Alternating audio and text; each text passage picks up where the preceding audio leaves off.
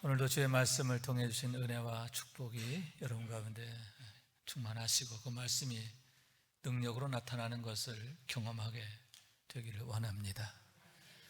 요즘 코로나 바이러스 사태로 인해서 초유의 상황들이 발생하고 있는데 그 중에 하나가 주일날 교회의 문을 닫는 일이 아닌가 그렇게 생각해요.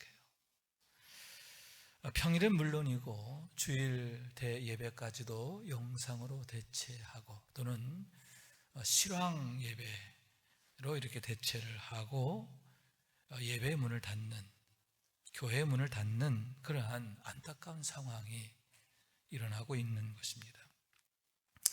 우리 교회의 경우에는 현재 주일 대예배만 유지하고 나머지 모든 예배와 모임은 중단하거나 비대면 모임의 형태로 전환했는데 단 하루만 문을 여는 그런 예배의 경우에도 어떻게 하면 바이러스로부터의 감염을 선제적으로 예방할 수 있을까? 교회적으로는 최선을 다해서 힘쓰게 되는 것입니다. 첫째로는 예배실을 소독하는 거죠. 1부, 2부, 3부 예배가 끝날 때마다 2부 예배가 끝나고 여러분 들어오시기 전에 앉았던 자리들을 소독을 해서 혹시 앞서 다녀가신 분이 흘리셨을지도 모를, 안 그렇겠지만 혹 묻어봤을지도 모를 그런 바이러스까지도 소독하고 안전한 환경에서 예배하도록 하는 것입니다. 두 번째로는 마스크를 착용하는 거죠. 그럼으로써 좀 안전을 기하는 것이고, 세 번째는 방금 말씀드렸던 것처럼 주일 대예배 외의 모든 모임과 예배는 영상으로 또는 비대면 접촉의 방법으로 전환하는 것입니다. 지난주 심야 예배의 경우도 영상을 미리 녹화를 해서 여러분에게 보내드렸는데 여러분 함께 심야 예배 들으셨지요? 세 사람이 대답을 안 하는데 그래요. 같은 시간 저희 교회 직원들은 베델 성전에서 했어요. 저도 제가 하는 설교를 제가 들으면서 예배 드리니까 제게도 은혜가 되더만요. 교회에서는 교직원들이 또 성도들은 각 가정에서 또는 처소에서 함께 같은 영상을 통해서 예배하는 것, 그것도 은혜가 된다라고 생각하는데 아마 이번 주도 그렇게 준비되지 않을까 생각해요. 새벽 예배는 매일매일 성경 읽기를 통해서 새벽 예배를 개인적으로 하시고, 그러나 심야 예배는 지난주와 같이 영상을 만들어서 여러분과 함께 기도할 수 있도록 그렇게 하려고 계획하는 것입니다. 네 번째로는 기존 교인 외에 외부인의 교회 출입과 예배 출석을 제한하는 그런 것입니다. 평소 같으면 새로운 사람이 왔을 때 얼마나 반갑습니까? 얼마나 우리가 적극적으로 환대합니까? 그러나 이번 기간만큼은 서로의 안전을 위해서, 서로의 안심을 위해서 우리가 부득이 제한을 하게 되었는데 속히 이 문제가 해결돼서 주일마다 문을 활짝 열고 서로 기쁨으로 영접하고 함께 환호성을 흘리면서 하나님을 예배하게 되기를 원하는 것입니다. 그런데 이렇게 최선을 다해서 바이러스의 감염을 예방하고 또 노력하지만, 그리고 또 성도들의 신앙생활에 어려움이 없도록 도우려고 하지만 아무래도 역부족인 건 사실이다라고 생각합니다. 자칫 우리의 신앙이 흐트러지고 또 우리의 영적 긴장이 느슨해질 수가 있다. 하나님에게서 우리의 마음이 자칫 멀어질 위험이 있다라고 하는 거예요. 반면에 오히려 우리의 문제를 돌아보고 점검하면서 리빌딩 할 수 있는 계기가 되지 않을까 생각하는데, 왜냐하면 간접적이긴 하지만 근본의 사태가 우리로 하여금 종말적 상황을 미리 경험하게 되는 그러한 은혜가 있기 때문입니다. 여러분, 하나님께서 어느 날 갑자기 노아의 방주의 문을 닫게 하십니다. 방주의 문을 닫으라 명령하시는 거죠. 마태복음 25장에 보면 혼인잔치에 청함받았던 10처녀에 대한 얘기가 있는데 5명의 처녀가 그 잔치에 들어가지 못하게 됨을 보게 됩니다. 기름을 준비하지 않았기 때문이에요. 뒤늦게 기름을 준비하고 왔을 때에는 이미 문이 닫혀버렸고 문 밖에 서서 슬피 울며 이를 가는 신세가 되었음을 보게 되는데, 그러한 때가 반드시 불현듯 찾아오게 되는 것이 분명함을 깨달아야 한다라고 하는 거죠. 그리고 그러한 때가 있음을 우리가 사전적으로 간접적으로 경험할 수 있는 기회가 바로 근본의 때가 아닌가 생각하게 되는 것입니다. 그래서 선지자 이사야는 이렇게 말씀하십니다. 너희는 여호와를 만날 만한 때에 찾으라. 가까이 계실 때에 그를 부르라. 장차 그러한 날이 반드시 이를 것임을 알고 미리 대비하고 준비하는 기회를 가져야 한다 하는 얘기인 거예요. 여러분, 그런 의미에서 지금의 상황은 어쩌면 하나님께서 우리 가까이 찾아오시는 때가 아닌가 생각하는데, 우리가 하나님 앞으로 가까이 나아가야 할 때가 아닌가 생각합니다. 그러므로 해서 우리의 영적 각성과 리빌딩의 기회가 되어지기를 원하고, 이를 통해서 우리의 믿음의 뿌리가 더욱 단단해지고 줄기가 단단해지고 또 믿음의 열매가 연걸어가는 은혜를 경험하게 되시길 주님의 이름으로 축원합니다. 오늘의 말씀은 사도 바울께서 디모데에게 보낸 두 번째 편지의 마지막 부분에 대한 얘기인데, 그를 향해서 너는 어서 속히 내게로 오라 말씀하셨음을 보게 되는 거예요. 21절에서는 한 달 더 나아가 너는 겨울이 오기 전에 어서 오라 하셨음을 보게 되는데, 너무나 애타고 간절하게 사도 바울을 찾고 그리워하고 있음을 보게 된다 하는 얘기입니다.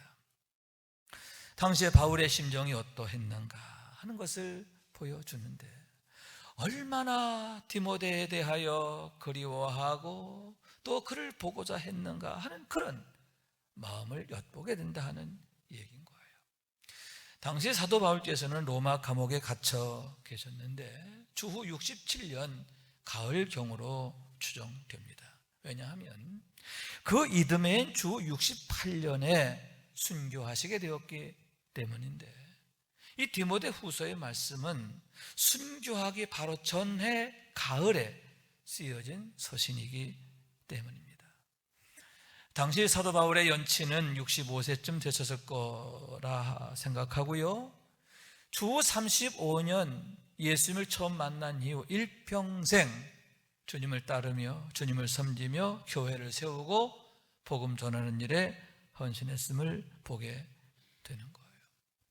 우리가 잘 아는 바와 같이 그분은 1차, 2차, 3차에 걸쳐서 전도 여행을 하셨음을 보게 되는데, 1차 때에는 아시아에서, 2차 때에는 유럽에서, 3차 때에는 1차, 2차 때 전도했던 지역을 쭉 순회하고 주로 에베소에서 사역하시는데, 거기서 사역하시다가 예루살렘으로 올라가시게 되는 거예요. 거기서 체포당하십니다. 가이사라 빌립보에서 2년간 갇혀 계시다가 로마로 압송되었고, 로마에서 2번에 걸친 감옥 생활을 하시다가 순교하시게 되는데, 오늘의 말씀은 그 마지막 감옥 생활 중에 쓰여진 편지임을 보게 되는 것입니다. 그렇기 때문에 디모데 후서는 마치 유언과 같다라고 할 수 있는데, 믿음의 아들인 디모데에게 보내는 유언과 같은 말씀이다 하는 얘기예요. 자신이 어떻게 살았는지에 대해서 얘기합니다. 그러면서 자신의 후계자이며 믿음의 아들인 디모데에게 내가 너를 이렇게 사랑해. 너는 제발 이런 목회자가 됐으면 좋겠어. 너는 목회하면서 이런 것을 조심하고 이런 것을 멀리하고 이런 것을 힘써야 돼 하면서 세세하도록 가르치고 당부하고 다짐하게 되었음을 보게 되는 거예요. 그러면서 서신 말미에 너는 어서 속히 내게로 오라 하시며 간절히 그를 부르시는데, 그 당시에 디모데는 에베소에 있었기 때문인 것입니다. 우선 여러분, 자신이 남은 기간이 많지 않음을 생각하셨기 때문이 아닌가 하는데, 이렇게 말씀하십니다. 전제와 같이 내가 벌써 부어지고 나의 떠날 시각이 가까웠도다. 벌써 부어지고 떠날 시각이 가까웠다. 내가 이제 하나님 앞에 갈 시간이 임박했다 하는 그런 얘기인 거예요. 당신의 순교가 임박했음을 알고 이제 내게 남은 시간이 거의 없어. 그래서 애타게 디모데를 그리워하고 보고자 했음을 보게 되는데, 자연스럽고 당연한 마음이 아닌가 그렇게 생각하는 거예요. 요한복음 13장 1절에 이런 말씀이 있습니다. 6월절 전에 예수께서 자기가 세상을 떠나 아버지께로 돌아가실 때가 이른 줄 아시고 세상에 있는 자기 사람들을 사랑하시되 끝까지 사랑하시니라. 십자가를 앞두신 상태의 주님의 모습이에요. 주님의 마음이 어떠하셨느냐? 당신의 사랑하는 자들을 끝까지 사랑하셨다. 그래서 끝까지라고 하는 말씀은 마지막까지란 뜻도 있지만, 다시 말해서 당신의 호흡이 끝나는 그 마지막까지, 그런 의미도 있지만, 또 하나는 내 온 마음을 다해서, 온 힘을 다해서, 나의 모든 인생을 다해서 사랑하시고 사랑하셨다 하는 그런 얘기예요. 그런데 사도 바울의 마음 역시 같은 마음이 아니었는가 그렇게 생각하게 되는 거예요. 왜냐하면 디모데는 그가 믿음으로 낳은 영적인 아들이에요. 육적인 아들도 귀하지만 더 귀하지요. 더 사랑하지요. 그래서 오늘 서신 서두에 보면 내가 밤낮 간구하는 가운데 쉬지 않고 너를 생각한다 했습니다. 나는 밤낮으로 너를 위해 기도한다, 그런 얘기죠. 내가 기도하지 않을 수 없는 거죠. 너무너무 사랑하니까 밤이나 낮이나 밤에도 기도하고 낮에도 기도하고, 내가 수시로 기도하게 되는데 기도할 때마다 가장 먼저 너를 위해 기도한다, 이렇게 말씀하고 있는 거예요. 다음 구절에서는 이렇게 말합니다. 내 눈물을 생각하여 너 보기를 원함은 내 기쁨이 가득하게 하려 함이니. 내 눈물을 생각하여 너 보기를 원한다. 내 눈물을 내가 알아. 그래서 내가 사랑하지 않을 수가 없어. 이런 의미가 담겨져 있는 거예요. 여러분, 여기에서 디모데의 눈물은 무엇입니까?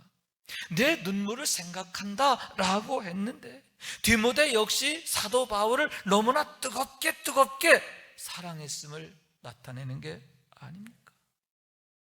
사도 바울만의 사랑이 아니에요. 디모데 역시 마찬가지라는 거예요. 영적인 아버지 바울을 위해서 눈물로 기도하는 믿음의 아들이었음을 보게 되는 거죠. 다시 말해서 서로 사랑이지. 바울이 디모데를 사랑하고 디모데 역시 바울을 사랑합니다. 서로 소통하고 공감하는 가운데 세워져가는 아름다운 사랑의 모습을 보게 되는데, 그로 인하여 서로를 위해 기도할 때마다 그 눈물이 더하게 되었음을 보게 되는 거예요. 여러분, 우리가 이러한 사랑으로 세워지게 되기를 원합니다. 우리의 가정이, 우리의 교회가 이런 사랑으로 하나가 되기를 원합니다. 부부가 이런 사랑으로 세워져야 돼. 부모와 자녀가 이런 사랑으로 세워지고, 속장과 속도원이 이런 사랑으로 되어지고 주의 종과 성도들이 이런 사랑으로 세워질 때 얼마나 은혜가 되고 얼마나 아름답습니까? 여러분, 이런 사랑으로 세워져가는 우리 모두가 될 수 있기를 주님의 이름으로 축원합니다. 두 번째로는 내 기쁨이 가득하게 하려 함이라 했음을 보게 되는데, 다시 읽습니다. 내 눈물을 생각하여 너 보기를 원함은 내 기쁨이 가득하게 하려 함이라. 디모데후서 서두에 있는 말씀이지요. 내가 너 보기를 원하는 것은 내가 위로받기 원하고 힘을 얻기 원하고 너로 인하여 기뻐하기를 원한다. 내 안에 있는 기쁨이 더욱 넘치게 되기를 원한다. 평소에도 너만 생각하면 기뻐. 그런데 그 기쁨이 더욱 넘치게 하기를 원하는 그런 소원이 있음을 보게 되는 거예요. 왜냐하면 당시 사도 바울의 상황이 매우 외롭고 어려운 상황이었음을 보게 되는데, 10절, 본문 10절에 이렇게 말합니다. 데마는 이 세상을 사랑하여 나를 버리고 데살로니가로 갔고, 그레스게는 갈라디아로, 디도는 달마디아로 갔고, 누가만 내게 있느니라. 데마도 떠나고 그레스게도 떠나고 디도도 떠나고 누가만 내게 있느니라. 특히 여기에서 데마는 오랫동안 사도 바울의 충실한 동역자가 되었던 사람입니다. 빌레몬서는 주후 62년경에 쓰여집니다. 사도 바울께서 로마 감옥에 첫 번째로 갇혀 계실 때에 쓴 편지인데, 거기 이렇게 말씀해요. 또한 나의 동역자인 마가, 아리스다고, 데마, 누가가 문안하느니라. 그때에 사도 바울 곁에는 마가가 있었고 아리스다고가 있었고 데마가 있었고 누가가 있었다는 거죠.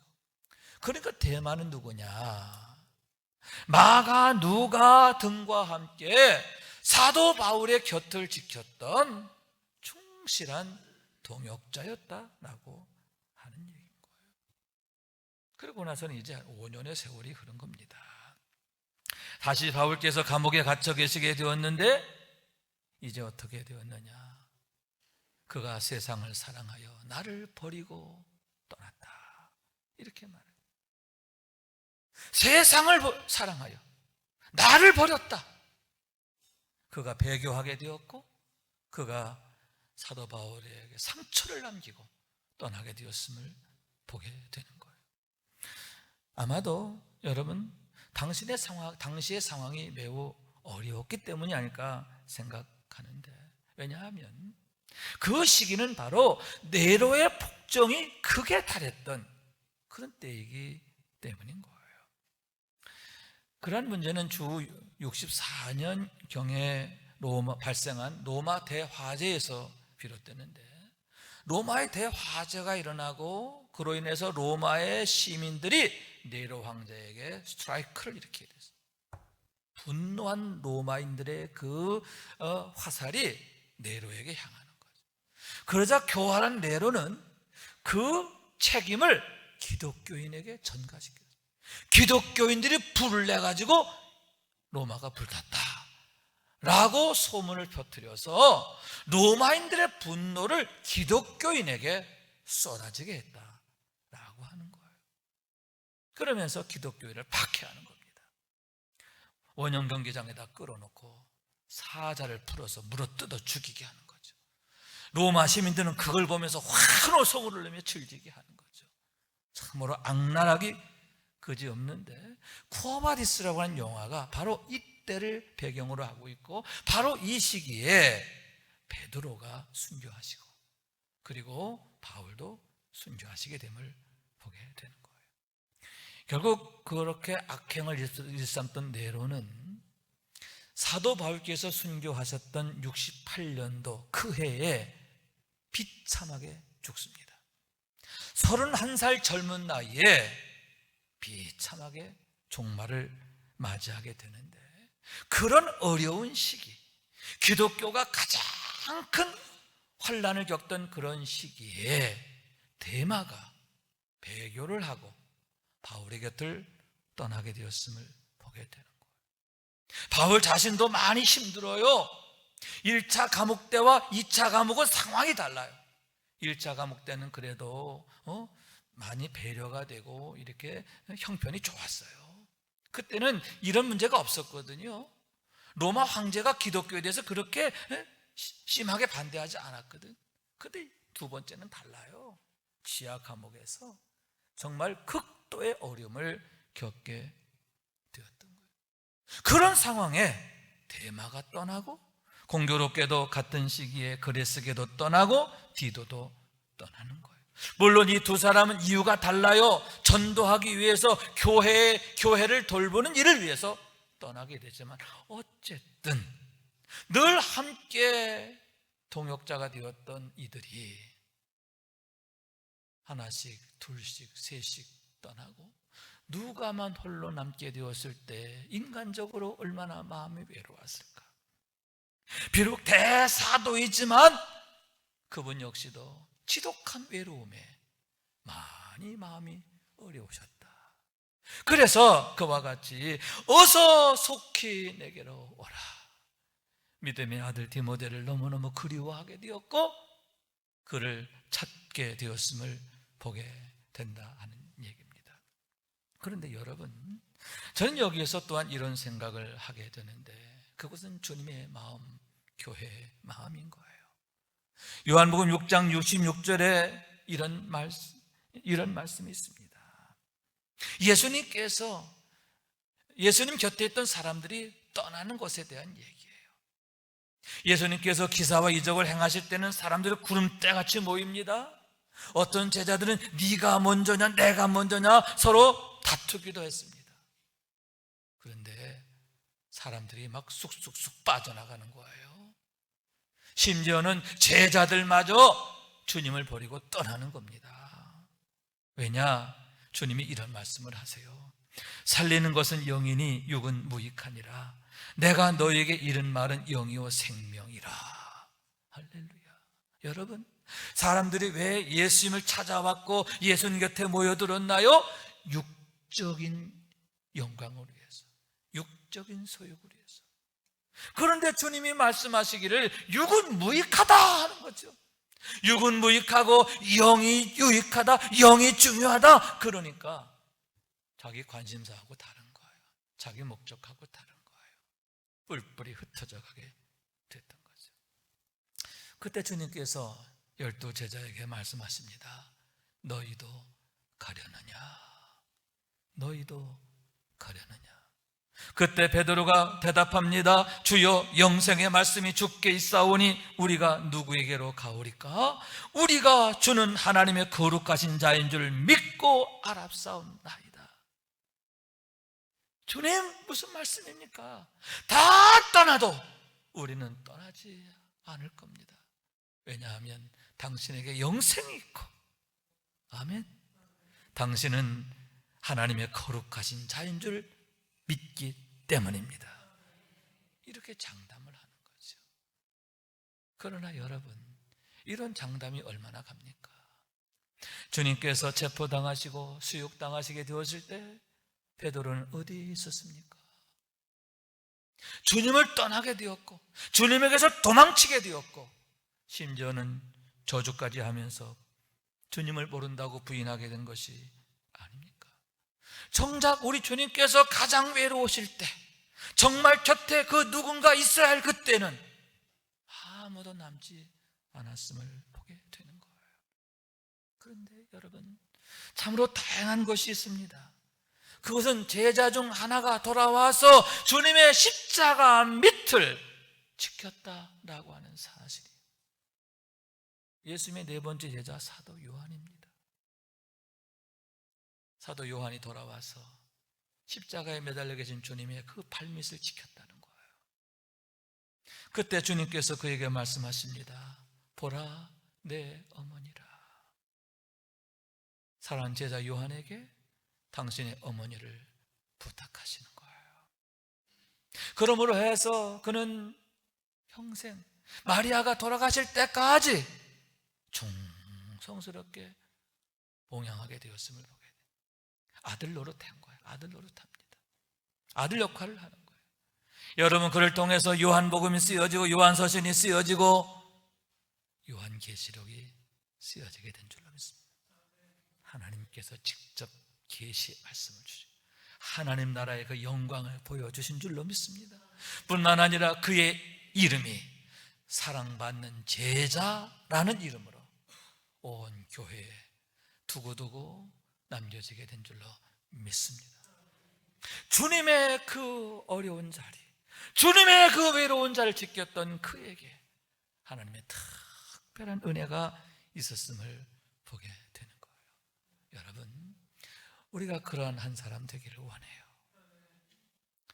주님이 외로우실 때, 주님의 마음이 어려우신 그런 곳에, 교회가 어려울 때, 교회가 정말 함께할 사람을 필요로 할 때, 또 주의 종이 외로울 때, 함께할 동역자가 필요할 때 부를 수 있는 사람, 찾을 수 있는 사람, 디모데야, 너는 어서 속히 내게로 오라.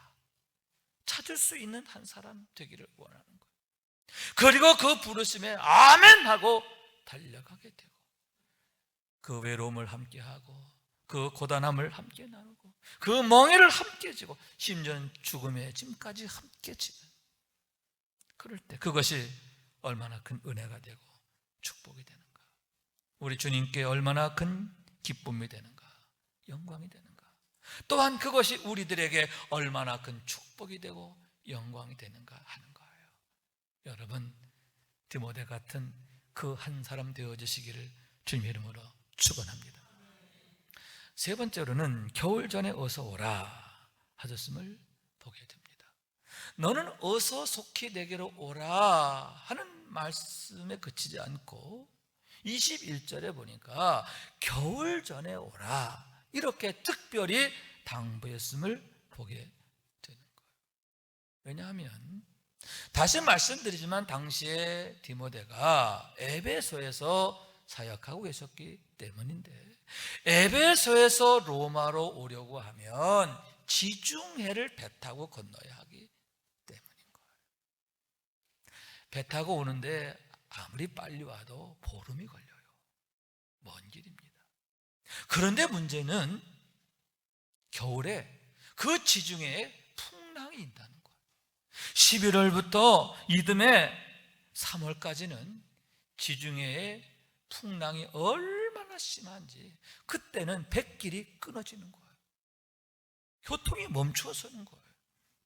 가고 싶어도 갈 수 없고, 오고 싶어도 올 수 없고, 보고 싶어도 볼 수 없는 그런 상황이 되기 때문이라는 거예요. 그렇기 때문에 올 수 있을 때 오라는 거죠. 지금이 아니면 안 돼. 지금이 아니면 올 수가 없고, 지금 바로 오지 않으면 올 수도 없고 볼 수도 없고 기회가 없다는 거죠.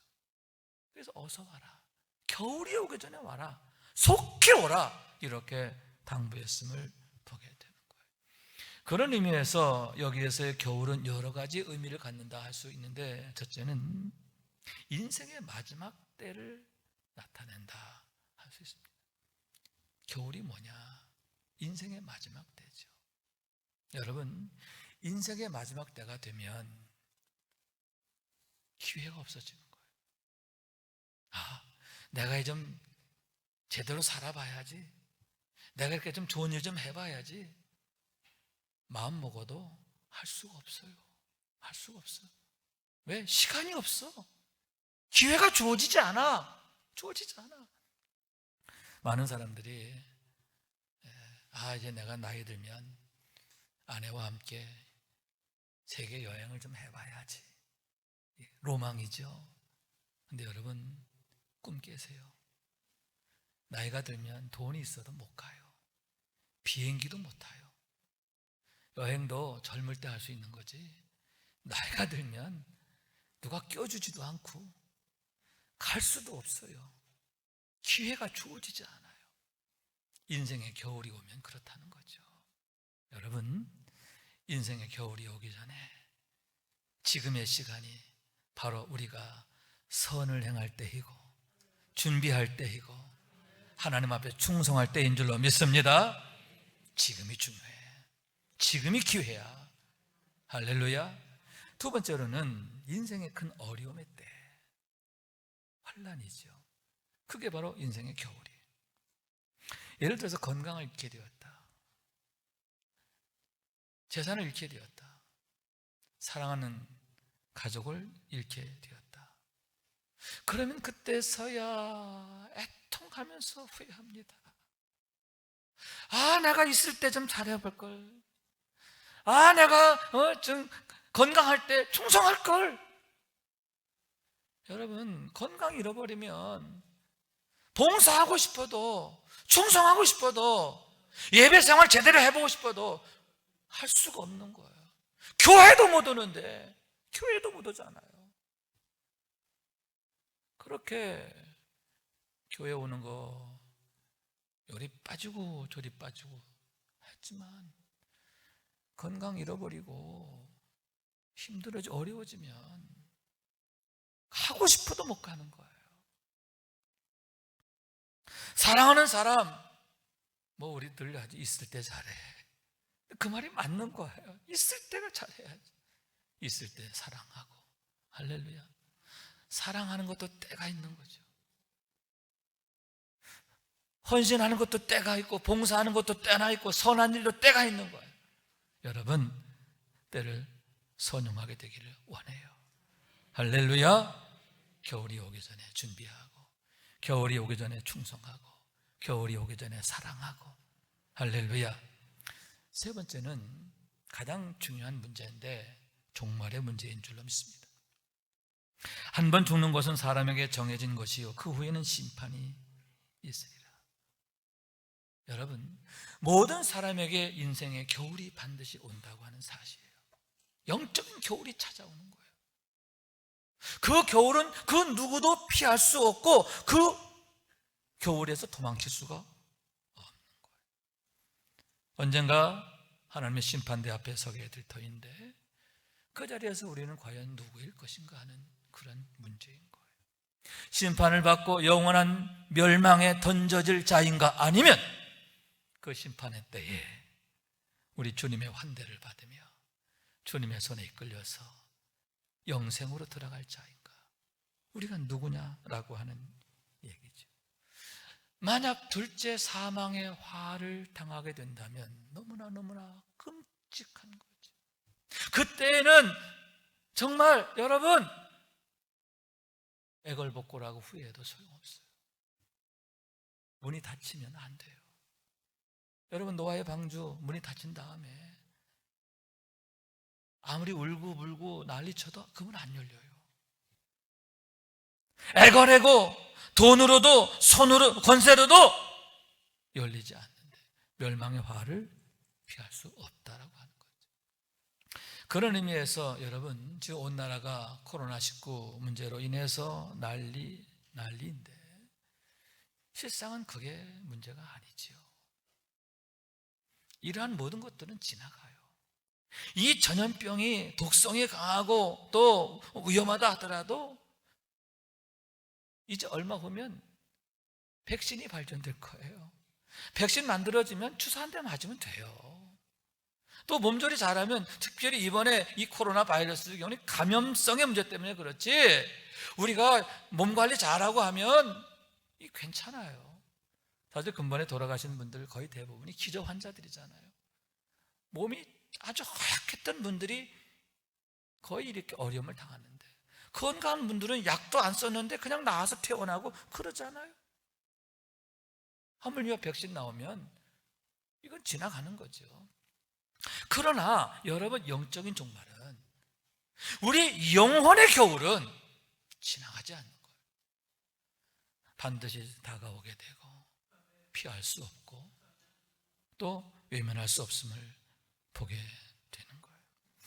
그렇기 때문에 여러분, 겨울이 오기 전에 오라는 말씀을 우리는 주님의 말씀으로 듣고 우리가 아멘으로 응답해야 하는데, 여러분, 인생의 겨울이 오기 전에, 환난의 겨울이 오기 전에, 종말의 겨울이 오기 전에 여러분, 우리가 더욱 주님 앞에 나가야 할 줄로 믿습니다. 지금이야말로 은혜 받을 때요, 지금이야말로 기도할 때요, 지금이야말로 충성할 때요, 지금이야말로 하나님 앞에 헌신할 때다. 잘 살아야 할 때야, 사랑할 때야. 따라요. 지금이야말로 더욱 사랑하자. 할렐루야. 우리에게 있는 것 얼마나 귀해요, 그죠? 우리 일상에, 우리가 평상시에 일상적으로 누리고 있던 은총들이 얼마나 소중합니까? 여러분, 이런 것들을 정말 귀하게 여기면서 더욱 사랑하고, 더욱 믿음으로 주님 앞에 나아가고, 더 기도하고 충성하는 우리 모두가 되어주시길 원합니다. 드디어 이제 아름다운 장면이 펼쳐지는 거예요. 성경에는 안 나와 있지만 미루어 짐작할 때에 디모데가 왔을 거예요.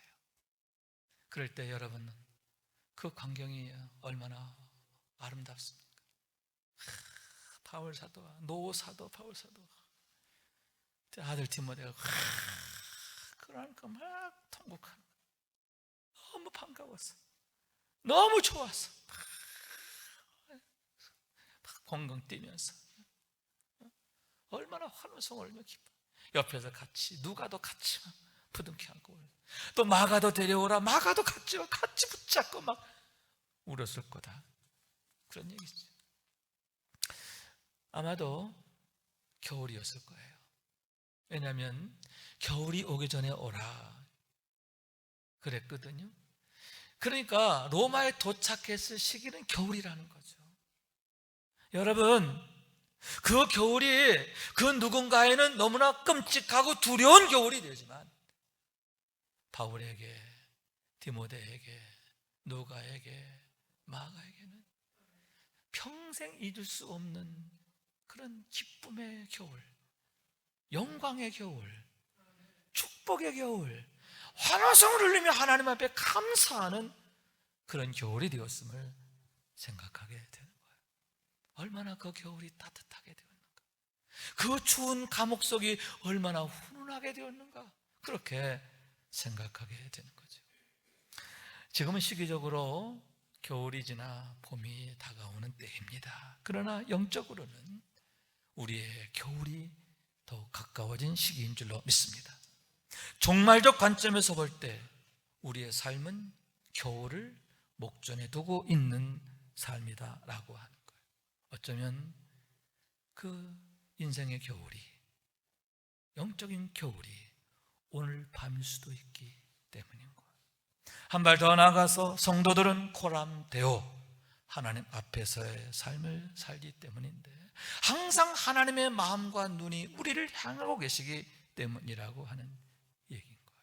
그러므로 다시 말씀드립니다. 너는 속히 내게로 오라. 이 말씀을 주님께서 내게 주시는 말씀으로 듣기를 원합니다. 교회가 주시는 말씀으로 듣기를 원합니다. 그래서 아멘 달려가기를 원해요. 그런데 그때에 마가도 함께 오라. 다른 마가도 함께 오라. 부부가 같이 가야 돼. 아멘. 또 속도원과 같이 가야지. 부모와 자녀가 같이 가야지. 아멘. 함께 가는 거죠. 그럴 때 그 기쁨이 더하고, 은혜가 더하고, 영광이 더하고, 축복이 더하게 되는 거죠. 우리 모두가, 우리 가정이, 우리 교회가 그 축복의 자리에 함께 참여하게 되는 거예요. 그 영혼의 거울, 그 두려움의 시간이 우리 모두에게는 하나님께 환호성을 올리며 기뻐하고 찬송하는 영광의 시간이 될 줄로 믿습니다. 그 영광을 기대하면서 지금의 시기를 은혜 가운데 살아가는, 믿음으로 살아가는, 더욱 충성하는, 더욱 사랑하는 우리 모두가 될 수 있기를 주님 이름으로 축원합니다. 말씀 생각하면서 기도하는 마음으로 찬양합니다. 주님 다시 오실 때까지 나는 이 길을 가리라. 주님 다시 오실 때까지 나는 이 길을 가리라. 좁은 문, 좁은 길, 십자가 지고 나의 가는 이 길 끝에서 나는 주님을 보리라. 영광의 내 주님 나를 맞아주시리. 주님 다시 오실 때까지 나는 일어나 달려가리라. 주의 영광 온 땅 덮을 때 나는 일어나 노래하리. 내 사모하는 주님 온 세상 구주시라. 내 사모하는 주님 영광의 왕이시라. 오른손 들고 주님 다시 오실 때까지, 주님 다시 오실 때까지 나는 일어나 달려가리라. 주의 영광 온 땅 덮을 때 나는 일어나 노래하리. 내 사모하는 주님 온 세상 구주시라. 내 사모하는 주님 영광의 왕이시라. 아멘, 아멘, 아멘.